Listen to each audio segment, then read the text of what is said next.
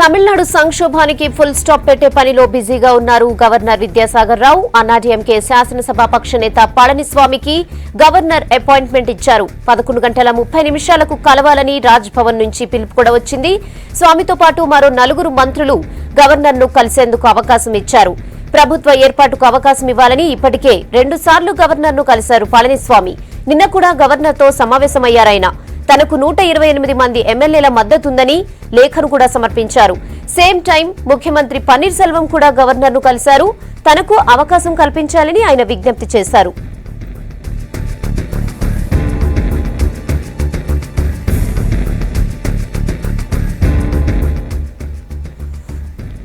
తమిళనాడు రాజకీయాలపై మరిన్ని అప్డేట్స్ భరత్ అందిస్తారు. భరత్, చెప్పండి, పళనిస్వామికి గవర్నర్ పిలుపుతో ప్రస్తుతానికి సంక్షోభానికి తెరపడినట్టేనా? అప్డేట్స్ ఏంటి?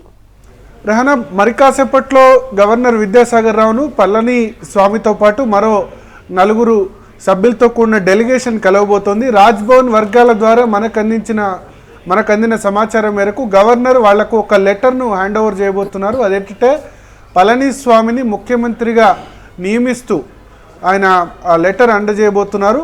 ఈ సాయంత్రమే ప్రమాణ స్వీకారం చేసే అవకాశం ఉంది పళనిస్వామి. బహుశా ఈవినింగ్ 4:35 ప్రాంతాల్లో పళనిస్వామి ప్రమాణ స్వీకారం ఉండొచ్చని తెలుస్తోంది. ఆ తర్వాత గవర్నర్ కొంత గడువు ఇవ్వనున్నారు. 2 రోజులు 3 రోజులు లేకపోతే వారం రోజుల లోపల ప్రభుత్వ ఏర్పాటు చేసి అసెంబ్లీలో బలం నిరూపించుకోవాల్సిందిగా ఆదేశించే అవకాశాలు కనబడుతున్నాయి. నిన్న నైట్ ఇద్దరు కలిశారు. ముందు పళనిస్వామి కలిశారు, ఆ తర్వాత పన్నీర్ సెల్వం కలిశారు. పళనిస్వామి ఏమో నాకు ఇంతమంది ఎమ్మెల్యేల మెజారిటీ ఉంది అని ఆయన చెప్తున్నారు. 129 మంది ఎమ్మెల్యేల మద్దతు ఉందనో లేకపోతే 124 మంది ఉందనో చెప్తున్నారు. బట్ పన్నీర్ సెల్వం చూసుకుంటే ఆయనకి ఎంతమంది ఎమ్మెల్యేల మద్దతు ఉన్నారో స్పష్టంగా చెప్పటం లేదు. సో ఇదే ఇక్కడ పళనిస్వామి వైపు మొగ్గు చూపేందుకు కారణమైంది. ఎందుకంటే ప్రభుత్వం ఏర్పాటు చేయాలంటే 117 మంది ఎమ్మెల్యేలు అవసరం. కానీ పన్నీర్ సెల్వం ముందుగా నాకు ప్రభుత్వం ఏర్పాటు చేసే అవకాశం కల్పించండి, తర్వాత నేను ఫ్లోర్ టెస్ట్లో బలం నిరూపించుకుంటామని చెప్తున్నారు. కానీ ముందుగానే గవర్నర్కు మద్దతు ఇస్తున్న ఎమ్మెల్యేల జాబితా ఇవ్వాల్సిన అవసరం ఉంది. పన్నీర్ సెల్వం దగ్గర ప్రస్తుతం 10 మంది కంటే ఎక్కువ ఎమ్మెల్యేలు లేరు. ఇంకోవైపు పళనిస్వామి ఏమో ఆయన క్లెయిమ్ చేసుకుంటున్నారు 124 మంది ఎమ్మెల్యేల మద్దతు ఉంది అని. సో ఎక్కువ ఎమ్మెల్యేలు మనకు చూస్తే కనుక పళనిస్వామి వైపే ఉన్నట్లు స్పష్టంగా కనబడుతుంది. అందుకనే గవర్నర్ కూడా అటువైపే మొగ్గు చూపుతున్నట్టు తెలుస్తోంది. 3 ఆప్షన్స్ గవర్నర్ ముందు ఉండేవి. ఒకటి పళనిస్వామిని ఆహ్వానించడం, రెండోది పన్నీర్ సెల్వంని ఆహ్వానించడం, మూడోది అటార్నీ జనరల్ సూచించినట్లుగా కాంపోజిట్ ఫ్లోర్ టెస్ట్, అంటే ఎవరిని కూడా ప్రభుత్వ ఏర్పాటుకు ఆహ్వానించకుండా అసెంబ్లీని సమావేశపరిచి అసెంబ్లీలో 2 బ్యాలెట్ లాంటి బాక్సులు పెట్టి ఇద్దరు కూడా ప్రభుత్వ ఏర్పాటు కోరుతున్నారు కాబట్టి పళనిస్వామికి పన్నీర్ సెల్వంకు ఇద్దరు కూడా వాళ్ళు ఓట్లు వేయచ్చు. 117 నెంబర్ ఎవరికి వస్తే వాళ్ళు ముఖ్యమంత్రి అవుతారు. తర్వాత మిగతా వాళ్ళు ఎవరికి కూడా రాకపోతే అప్పుడు ఎవరు కూడా నెగ్గినట్టు ఉండదు. ఇది గతంలో సుప్రీంకోర్టు ఇచ్చిన జడ్జిమెంట్ మేరకు జగదాంబికా పాల్ వర్సెస్ కళ్యాణ్ సింగ్ కేసులో జరిగిన మేరకు దీన్ని అటార్నీ జనరల్ సూచించారు. అయితే ఇది ఎవరికి స్పష్టమైన మెజారిటీ లేనప్పుడు తీసుకోవాల్సిన చర్య. బట్ ఇక్కడ క్లియర్గా నెంబర్ పళనిస్వామి వైపు కనిపిస్తోంది. సో అందుకనే గవర్నర్ ఈ నిర్ణయం తీసుకోబోతున్నట్లుగా కూడా తెలుస్తుంది. సో మరి కాసేపట్లో కలిసిన వెంటనే పళనిస్వామికి ముఖ్యమంత్రిగా నియమిస్తూ నియామక పత్రం అందజేయనున్నారు. ఫ్లోర్ టెస్ట్లో ముందు బలం నిరూపించుకోవాలన్నా సరే ముందుగా ముఖ్యమంత్రిగా ప్రమాణ స్వీకారం చేయాల్సిందే. ఎందుకంటే ముఖ్యమంత్రిగా అపాయింట్ చేసిన తర్వాత ముఖ్యమంత్రిగా ప్రమాణ స్వీకారం చేసిన తర్వాత ఆ తర్వాత కొంత వ్యవధిస్తారు. అప్పుడు ఆ తర్వాత ప్రమాణ స్వీకారం చేసుకోవాల్సి ఉంటుంది. ముందుగా ప్రమాణ స్వీకారం చేసి ముందుగా బలం నిరూపించుకొని ఆ తర్వాత ప్రమాణ స్వీకారం చేయడం అన్నది ఉండదు. సో ఖచ్చితంగా ఇవాళ సాయంత్రమే యాజ్ ఎర్లీ యాజ్ పాసిబుల్ ఈ ప్రమాణ స్వీకారం ఉండే అవకాశాలు కనబడుతున్నాయి. ఎందుకంటే రాజ్యాంగ సంక్షోభం తలెత్తకూడదు. మనం ఆ రోజు గమనించాం, జయలలిత చనిపోయిన రోజు కూడా జయలలిత డెత్ డిక్లేర్ చేసిన వితిన్ హాఫ్ అన్ అవర్లోనే పన్నీర్ సెల్వంతో ప్రమాణ స్వీకారం చేయించారు. సో ఇప్పుడు ప్రస్తుతం పన్నీర్ సెల్వం ఆపద్ధర్మ ముఖ్యమంత్రిగా ఉన్నారు కాబట్టి పళనిస్వామితో ఈ సాయంత్రమే ప్రమాణ స్వీకారం ఉండొచ్చని రాజ్భవన్ వర్గాలు చెప్తున్నాయి. నిన్న ఈవినింగ్ కూడా ఒక కీలకమైన డెవలప్మెంట్ జరిగింది. శశికళ క్యాంపు నుంచి తంబిదురై లోక్సభ డిప్యూటీ స్పీకర్ వెళ్ళి ప్రధాని మోడీని కలిశారు.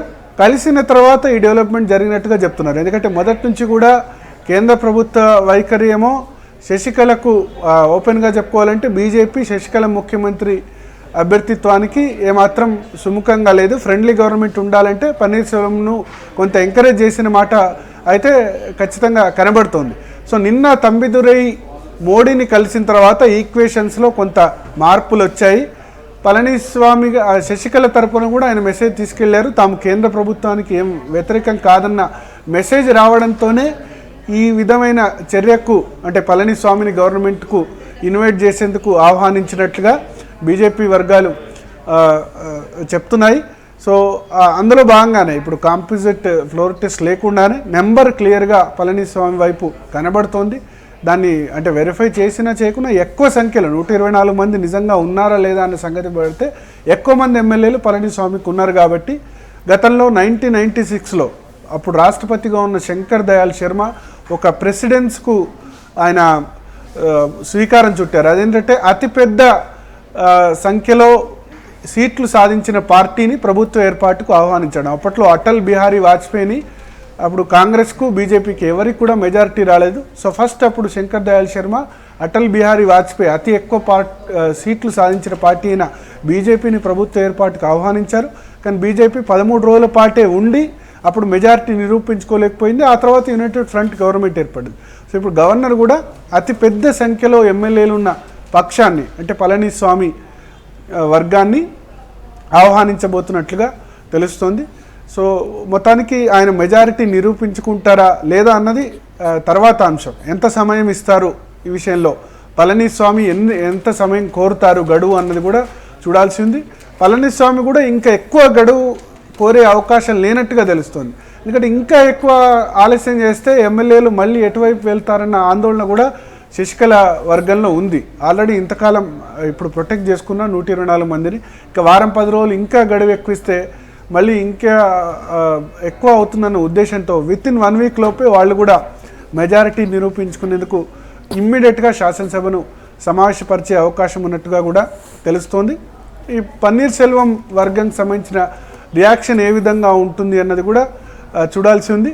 కానీ ఒకటి, నిన్న శశికళ జైలుకు వెళుతూ తన సోదరి కుమారుడు దినకరన్ను పార్టీ డిప్యూటీ జనరల్ సెక్రటరీగా నియమించడం పట్ల అన్నాడీఎంకే ఎమ్మెల్యేల్లో ఈవెన్ పళనిస్వామి క్యాంపులో కూడా వ్యతిరేకత వ్యక్తమవుతున్నట్టు తెలుస్తోంది.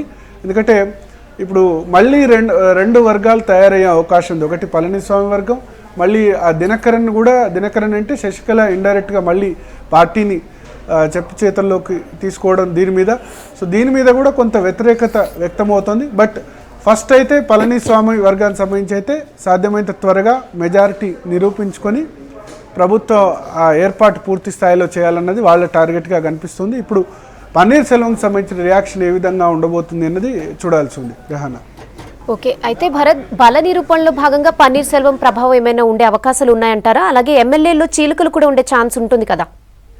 ఎస్, అంటే పన్నీర్ సెల్వం ఇంత టైం ఇచ్చినా సరే మనం లాస్ట్ సండే నుంచి జరుగుతున్న డెవలప్మెంట్స్ చూస్తున్నాం. ఇన్ని రోజులుగా సమయం ఇచ్చినా సరే ఆయన వైపు ఎమ్మెల్యేల తాకిడి అన్నది పెద్దగా లేదు. సో ఎమ్మెల్యేలు కూడా ఆయనపై విశ్వాసం కనబరచట్లేదు. అల్టిమేట్గా ఎమ్మెల్యేలకు కావాల్సింది ఏంటంటే 5 సంవత్సరాల పాటు వాళ్ళు టర్మ్లో కొనసాగడం. ఆ కాన్ఫిడెన్స్ పన్నీర్ సెల్వం ఇవ్వలేకపోతున్నారు. అందుకనే ఇంత శశికళకు వ్యతిరేకంగా తీర్పు వచ్చి దాదాపు 2 డేస్ అయినా సరే ఇంకా సిచ్యువేషన్ ఈ విధంగానే ఉంది. ఎమ్మెల్యేలు పెద్దగా పన్నీర్ సెల్వం వైపు మొగ్గు చూపట్లేదు. అది ఒకటి స్పష్టమైంది. గవర్నర్ చర్య కూడా పళనిస్వామి వైపు మొగ్గు చూపడానికి ఇదొక కారణంగా కనిపిస్తోంది. సో ఖచ్చితంగా పన్నీర్ సెల్వం అయితే ఆయన వైపు ఎమ్మెల్యేల మెజారిటీ లేదు. కనీసం ఒక 20 మంది ఎమ్మెల్యేలని పన్నీర్ సెల్వం కూడగట్టినా సరే అప్పుడు పళనిస్వామికి ప్రభుత్వం ఏర్పాటు చేసే అవకాశం ఉండదు. ఎందుకంటే 135 మంది ఎమ్మెల్యేలు ఉన్నారు. 20 మంది ఇటువైపు వస్తే కనుక 115 మంది ఎమ్మెల్యేలు అవుతారు. 115 మంది అయినా సరే అప్పుడు ప్రభుత్వం ఏర్పాటు చేసేందుకు అవకాశం ఉండదు.